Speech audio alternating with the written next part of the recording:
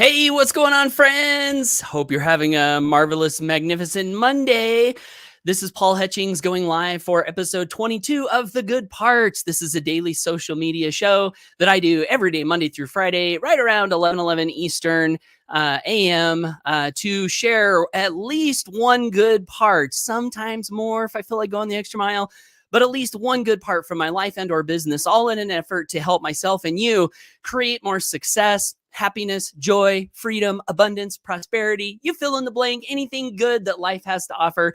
That's what I want to create for myself and inspire in others. So, in today's episode, I'm going to be sharing, as I wrote in the description, one trait it seems is very common amongst high achieving successful people that also is sometimes viewed as a negative character attribute by other people. So this is a really mysterious thing, and I'm excited to talk about it and would love to hear your thoughts on this, what could be controversial topic. But I also do want to let you know that I've got comments enabled. So if you comment below live or on the replay, well, actually just live, just live, I can broadcast your comment up on the screen and we together can do this show with each other, which is always more fun. We have a line in our Freedom Crusaders manifesto that says, together we can do more. And I believe that's true. So Nick Romani says, what's up, bro? Hope you and yours had an amazing, great weekend. What's up, Nick? We did have a great weekend. Hope you did as well. So again, if you're tuning in for the replay or joining us live later, let us know who you are, where you're plugging in from, and looking forward to reading your comments. So let's go ahead and get into the topic and where this came from. Hold on, guys. I got to see if I can hide. Okay, there we go. Got the controls working the way we want. So this topic was inspired by a dinner that I had with my good wife over the weekend. My wife's name is Corinne, and we were having a nice dinner Saturday night. And we were just talking, as we often do, about our relationship and the kids and life and, all these things that couples talk about. And during the course of our conversation, one of the things that came up was this interesting thing about me. Two interesting things about me. Number one, I love to keep my hair short. And just last week, I was in Walmart and a guy says, hey, are you in the military? No, people ask me that all the time. I'm not in the military, but I love keeping my hair short, mainly because it makes me feel good for some reason.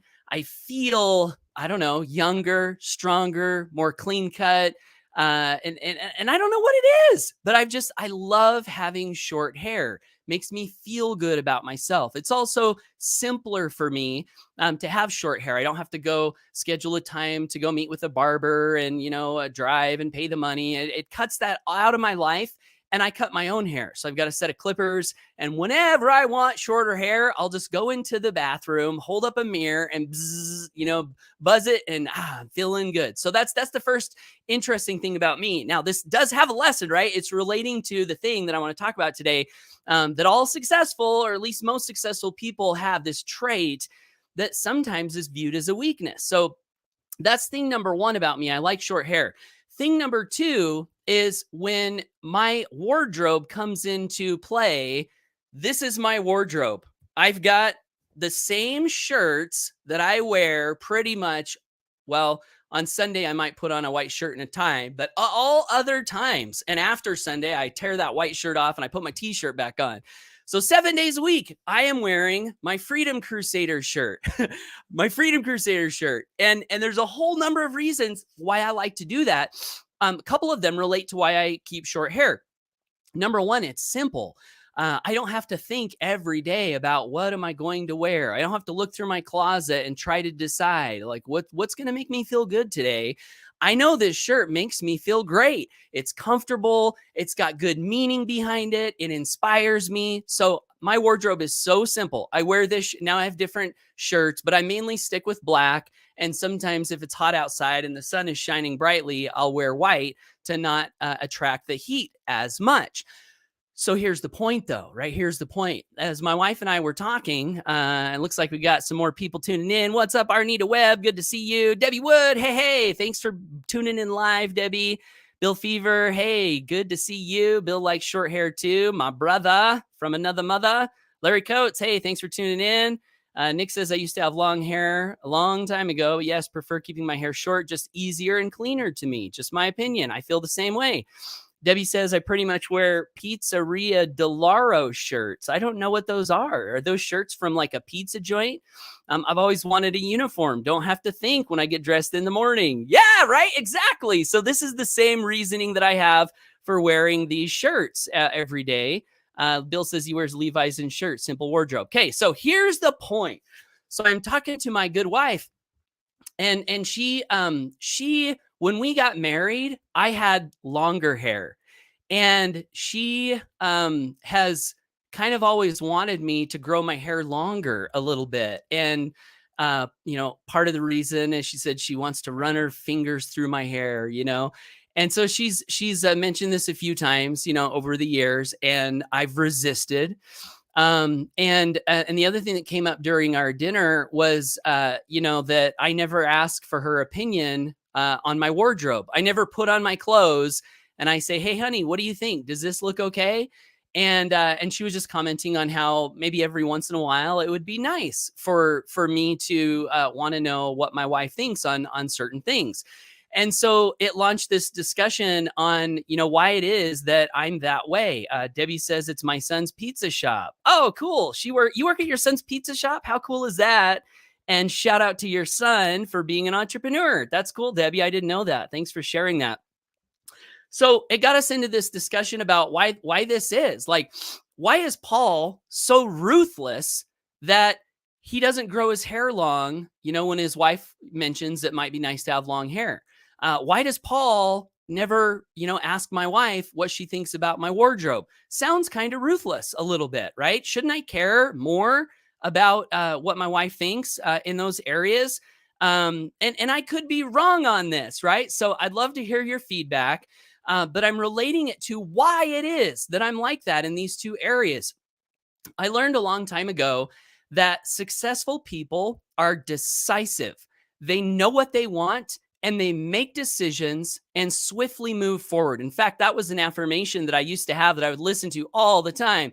I make decisions and swiftly move forward. I make decisions and swiftly move forward. And part of the reason for that is that we want to be in action as much as possible. So the terrible thing about decisions sometimes is if decisions are taking a lot of our mind space and they're causing us time to go back and forth and back and forth and back and forth. Guess what that's doing? That's keeping us out of action.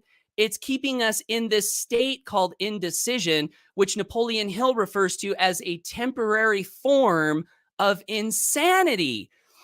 Think about this for yourself. Do you like being in a state where you're always wondering, should I do this? Should I do that? I don't know. Let me compare. Go back and forth. Like sometimes it's necessary to stay in a state of information gathering, research gathering. Some decisions require information that's from outside of ourselves. And so I'm not saying we should never do that.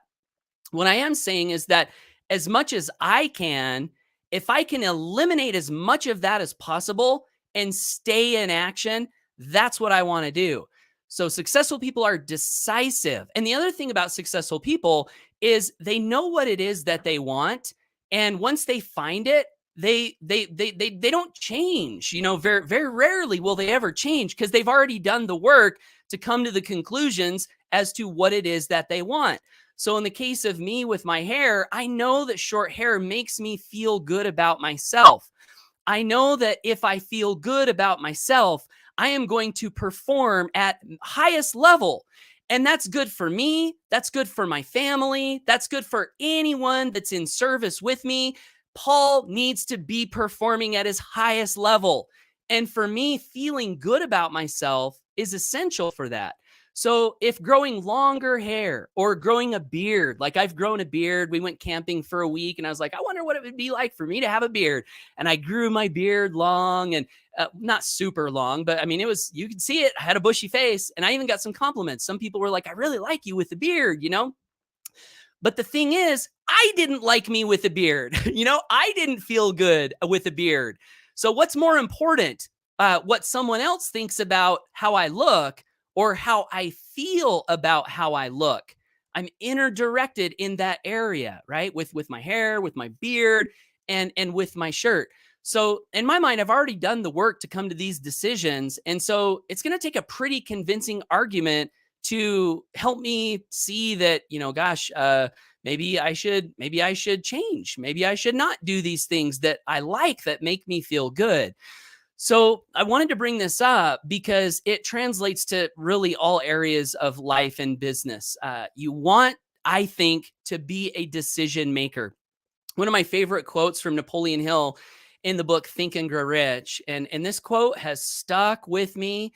And I think it's maybe part of the foundation that's under this belief that I have when it comes to decision making. He said, life is a great checkerboard, and the player opposite you is time. If you hesitate before moving, your players will be wiped off the board by time. I love that quote because it helps me to remember that life is short, time is short. We don't have a lot of time here on this earth.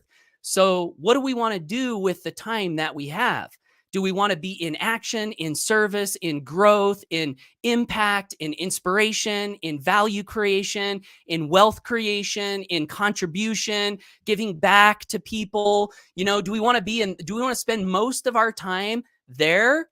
Or do we want to take away from that and being stuck in indecision about how should I do my hair today? What do I want my hair to look like? Should I cut my hair? Should I not cut my hair? I'm not sure. Let me think about it for a long time. What should I wear today? I don't know. Let me think about it. Let me stand in my closet and let me look at all my clothes.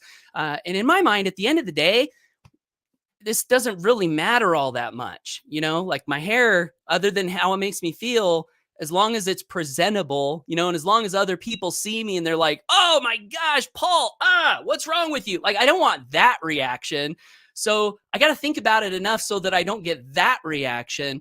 But beyond that, if people see me and they're okay with how I look, and I'm very happy with how I look, and I feel good about how I look, the decision's done. I'm done with it. I don't have to go back and forth any more time of my life thinking about those things.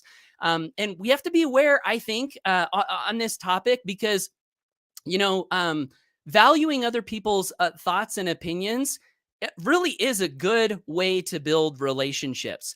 So it's a delicate balance. And I'll have to think about, this with my wife because I want my wife to be happy with me. I want her to know I love her. I want her to know I care about her. I want her to know that I do care what she thinks. So I'll have to find a balance there. But with people in general, we do have to find a balance, where people feel like we do care what they think. We want feedback. We want to know what's going on in the minds of other people. But at the end of the day, we have to be in charge of making decisions and owning those decisions. And this is another thing about opinions from people that I've noticed over the years is that it took some work for me to get out of the space where I was constantly thinking about what everyone else thought. And I would want to do something, but I'm like, I don't know. How's this going to look? Like, what's everyone going to think about it? And I would ask people, and I was always constantly worried about like, what's the perception, And it took me a lot of work to get out of that space. So I know what it's like to be in that space. And one thing that I've realized is that if you're in that space, that's okay. That's kind of normal. That's being a normal human. But also, if I've done the work to get out of that space and I'm constantly in information that's helping me be at the top of my game for my business, my specific profession, how much time do I really want to ask what other people think about that? Am I going to get stuck in indecision by getting opinions that aren't relevant or that don't really, matter all that much? And the other thing is, people in general, I think a lot of people, they are in that space where they care so much about what everyone else thinks. So why would I want to ask someone's opinion who's in a space where they care about what everyone else thinks? Specifically, also, if this is a person that's not really in action. Because in life and in business, there are a lot of people that are on the bleachers. You know, you're in the game, hopefully. I'm in the game. I do the best that I can to be in the game. Do I want to, like, if I'm a football player on a field and, I'm a running back, let's say, and I'm running the ball every play, do I want to stop the game and walk up to the bleachers and go through every single person in the crowd one by one by one by one and say, hey, what do you think? Like, what could I do to improve? What do you think about this? Those people are going to yell what they think anyway. So to me, it makes more sense to just be in action. Yes, have open ears to catch those occasional pieces of feedback that come in that are relevant, but then tune everything else out and stay in action and stay in decision. And the last thing I'll say on this topic that I think has been a huge, huge realization and asset for me is coming to a place where I'm able to ask myself, what do I think about something? And be confident and happy and okay with the answer that I give myself, so that I'm not as reliant or captive to what everyone else thinks. I think this is a great space that we all really should strive to get to. What do you think? We were watching a movie last night, and what was the movie? It escapes me now, but there was a point. Oh, it was Iron Will. And Iron Will, this kid, he's a dog sledder and his dad dies. And there's this big race. It's like a 500-mile race. And he wants to do it, but his mom's like, I'm not going to lose. I just lost my husband. I'm not going to lose my son. And he's like, but mom, I can win this money and we can take care of the farm and it'll help me remember dad. So this kid wants to go on this race. And his mom's not sure. She doesn't want to lose a son. And there's a mentor in the family who mentored, I guess, his dad with dog sledding. And they finally decide to go on this race. And before Will leaves for the race, he looks to his mentor and he says, do you think I can do it? And the mentor said, what you think matters way more than what I think. What you think. So can we get to a place, if we're not already there, where we're looking at life and looking at business and making the decisions that we think are the best, Yes, pay attention to counsel and mentors and things like that. But, and I told my wife, at dinner, I said, one of my greatest assets is I learned early on to ignore opinion and seek counsel. Ignore opinion. There will be so many opinions thrown at you on your journey. Many of them can be hurtful. Many of them can take you right off your path. And if you give too much credence and credibility and attention to those opinions, it's really, really hard to move forward in life in a powerful way. So those are my thoughts, guys. Thank you for letting me share. Thanks to everyone who's tuned in. I see we got a couple handfuls of live viewers here. So I'm going to jump to the comments. Booker the Freedom Cooker. That's right. Make a decision. Make a decision. Action, Booker says. Booker knows. Booker knows. Debbie Wood says, oh, I love that quote. Need to remember it. Me too. I love that quote too, Debbie. Nick Romani says, be who you want to be, because at the end of the day, you're the one that spends the most time with yourself. And that person you look at in the mirror is the one you have to answer to. Isn't it true? We all will either enjoy the fruits of our good decisions or suffer the consequences of our bad decisions. So we're the ones, right? We're the ones that are going to get the result or the consequence. So even if we're getting feedback from people, it's really important that we evaluate the feedback, we think through it, and then we come to the decision that's best for us.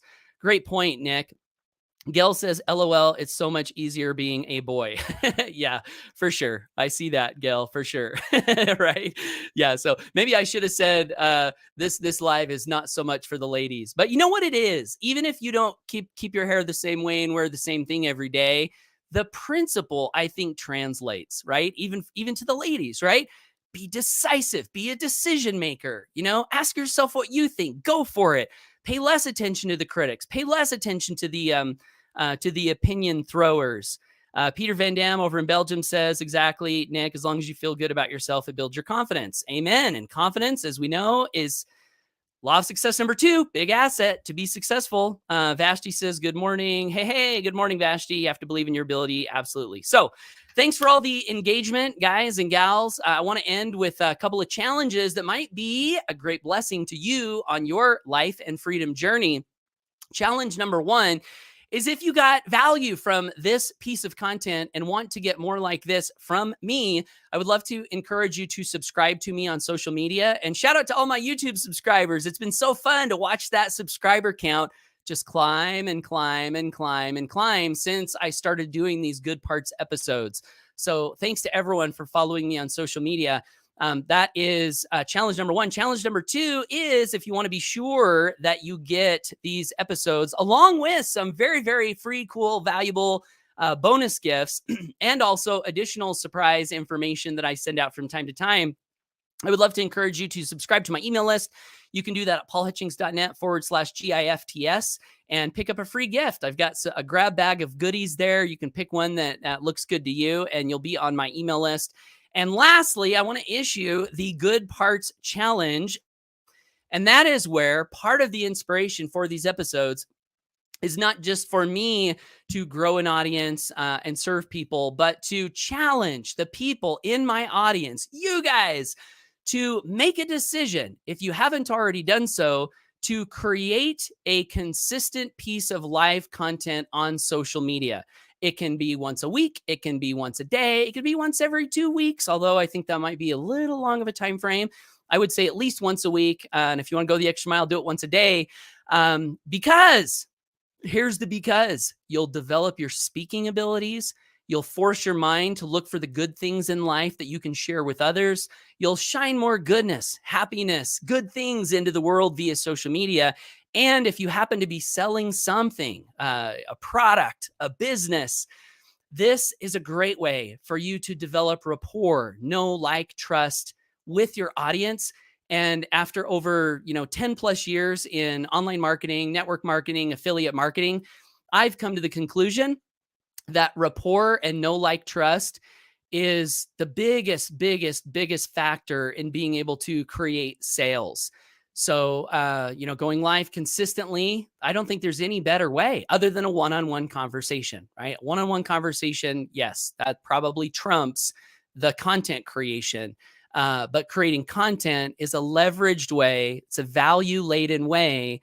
It's a way that causes you to grow, that will build know, like, trust with your audience and should lead to more sales. So that's the Good Parts Challenge. And if you don't know what to talk about, again, Good Parts, you can call it the Good Parts with Vashti Williams, episode 1. And all you got to do is pick one good thing from your life and or business, go live, talk about it, give a call to action at the end. Boom. You're done. No target market to pick, no complicated content structure to think about. All of these questions that sometimes cause people to stay in indecision, right, are gone. The Good Parts Challenge. So if you want to do that and also pay attention to what others are creating in the Good Parts Challenge, you can hashtag your content with hashtag the Good Parts Challenge. And we'll find your content, and you can find other people's content who are doing this as well. So that's it, guys. I'm going to close this out. Episode 22 of The Good Parts. Vashti says, I started mine. Woohoo! Vashti's doing the Good Parts Challenge. Way to go, Vashti. Thanks so much for taking the challenge, being a leader, showing initiative and leadership, and also giving us an answer to, oh, she means lives. Okay, well, that's cool too. I mean, it doesn't have to be the good parts, right? You can call it whatever you want. So thanks for that, Vashti. All right, guys, make it a great day. Go for your dreams, take action, and we'll see you in tomorrow's episode if you decide to come back. Take care and bye for now.